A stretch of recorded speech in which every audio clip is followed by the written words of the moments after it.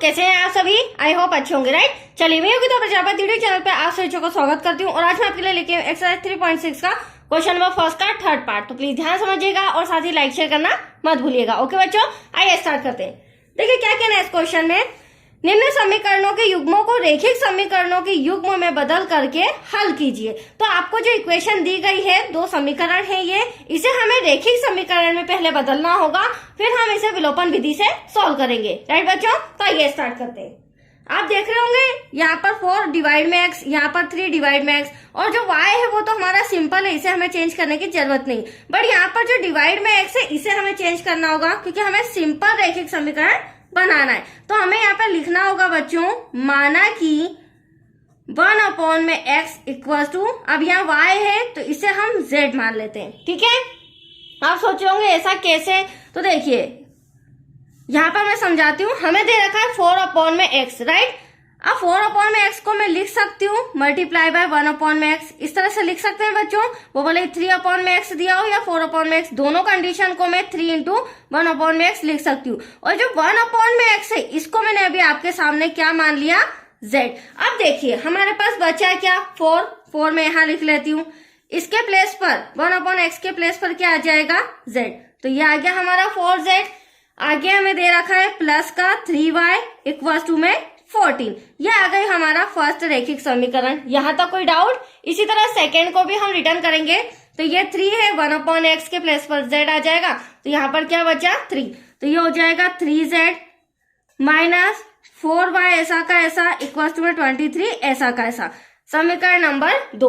अब क्योंकि मैंने आपको पहले ही बताया इसे हम विलोपन विधि से सॉल्व करेंगे, तो विलोपन विधि का रूल क्या होता है बच्चों, उसमें या तो z के गुणांक सेम आने चाहिए या y के गुणांक सेम आना चाहिए। तो आप देख सकते हैं ना ही z के सेम है ना ही y के। यहाँ पर 4 यहाँ 3 है, यहाँ 3 है तो यहाँ 4 है। तो हमें यहाँ पर क्रॉस मल्टीप्लीकेशन करना पड़ेगा। मतलब अगर हमें y के गुणांक चेंज करना है तो 4 का मल्टीप्लाई समीकरण फर्स्ट में करना पड़ेगा और 3 का मल्टीप्लाई समीकरण सेकेंड में करना पड़ेगा। यदि आप z के गुणांक सेम चाहते हैं तो इसका भी इसी तरह क्रॉस मल्टीप्लीकेशन कर सकते हैं, राइट। तो फर्स्ट रूल तो ये हुआ, मल्टीप्लाई करेंगे 4 4 आ जाएगा हमारा 16, प्लस का साइन 4 3 12y इक्वल्स टू 14 4 56। फिर 3 का करेंगे 3 3 9z माइनस का साइन 3 4 12y, और यहाँ पर 23 का 3 में करेंगे तो 69।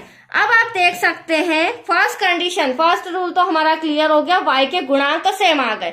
दूसरा रूल ये होता है बच्चों कि जब गुणांक सेम आते हैं तो चिन्ह अपोजिट आना चाहिए। तो इस सम में हमें चिन्ह अपोजिट दे रखे, असमान दे रखे, ताकि हम प्लस के 12y को माइनस के 12y से कैंसिल कर सके। हाँ, यदि सेम चिन्ह होते तो यहाँ इंस्ट्रक्शन लिख के हमें चिन्ह बदलना होता। That's clear? यहाँ तो कोई डाउट? चलिए अब z निकालते हैं।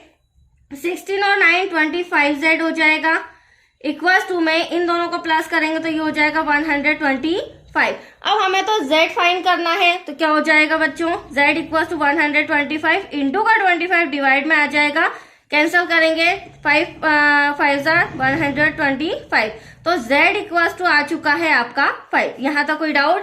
अब z आ गया है तो हमें y का मान भी निकालना होगा। तो z का मान हम इस समीकरण फर्स्ट या सेकंड दोनों में से किसी में भी एक में रख के ला सकते हैं। तो पहले इंस्ट्रक्शन लिखना होगा बच्चों, z का मान समीकरण 1 में रखने पर, आप समीकरण 2 में भी रखना चाहे तो 2 में रख के भी आप इसका आंसर ला सकते हैं। तो देखिए समीकरण 1 है हमारा 4z plus 3y equals to में 14। तो 4 ऐसा का ऐसा, z अभी हमारा 5 आया है। क्या आया है बच्चों, 5 आया है, प्लस 3y इक्वल्स टू में 14। अब मल्टीप्लाई करेंगे 4 5 20 हो जाएगा, प्लस 3y इक्वल्स टू में 14। 3y ऐसा का ऐसा, प्लस का 20 उधर जाके माइनस का हो जाएगा, राइट। 3y वहीं 20 में से 14 गया, 6 बचा, बड़ी संख्या माइनस की है, y इक्वल्स टू माइनस का 6 इंटू का 3 डिवाइड में आ जाएगा, राइट। कैंसिल करेंगे, 3 1 जा 3, 3 2 जा 6, एटलीस्ट y आ गया हमारा माइनस का 2। अब आप सोच रहे होंगे आंसर आ चुका है, बट मैं आपको फिर कहूंगी अभी हमारा आंसर नहीं आया है।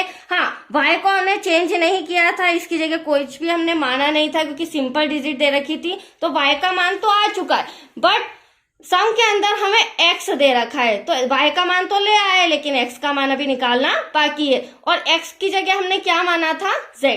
तो देखिए z के थ्रू हम कैसे x का मान लाते हैं, तो 1/x इक्वल टू हमने माना था z, तो 1/x और z हमारा कितना आया था बच्चों 5, डिवाइड में कुछ नहीं तो 1। अब इसे सॉल्व करेंगे तो क्या हो जाएगा, 5x हो जाएगा इक्वल टू में 1 1 जा 1, x ऐसा का ऐसा 1 ऐसा का ऐसा इंटू का 5 का आ जाएगा डिवाइड में। अब आप देख सकते हैं x इक्वल टू हमारा आ चुका है 1/5, right. Then y equal to आया हमारा माइनस का 2। अब आंसर हमारा कंप्लीटली आ चुका है। तो आया आपको समझ में, छोटा सा सम था, कंप्लीट हो चुका है। अब नेक्स्ट वीडियो मिलेगा इसी का 4th पार्ट। ओके बच्चों, थैंक यू।